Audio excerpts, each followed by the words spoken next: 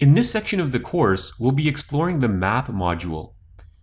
Among many other interesting features, the Map module allows us to geotag our images and plot them on a map. In order to plot images on a map automatically from import, our camera would have to have GPS tagging capabilities. Not all cameras do offer this option. If your camera is able to record the GPS coordinates of the shooting location, this information is embedded in your image's metadata. To start, let's go back to our library, and you're going to want to make sure that you have the All Photographs highlighted in your catalog panel. So what we're going to do here is create a smart collection that will sort our images into two categories: images with GPS coordinates and images without. If your photos do not have GPS, it is still possible to plot them on a map manually, and we'll explore many different ways to accomplish this later in this section. Now in your Collections panel, click on Create Smart Collection, and we're going to call this Smart Collection Yes GPS.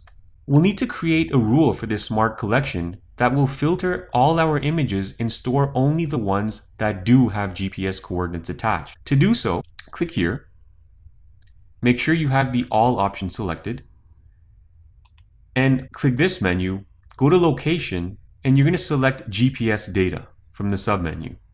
Now in the middle option here, make sure is selected, and in the right menu, select Coordinates.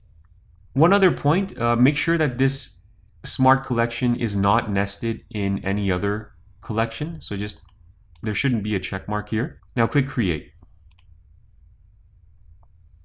Okay, so there's the smart collection we just created. And we have 10 photos that do have GPS coordinates attached. Okay, and you can see the icon on each one of these images. This icon right here indicates that the photo does have GPS coordinates. This also means that all the other images in our catalog do not have GPS. Now we'll make another smart collection. So go into your Collections panel, click the plus sign, create Smart Collection. Call this No GPS. Keep everything else the same except where it says is, change it to is not. Now click Create.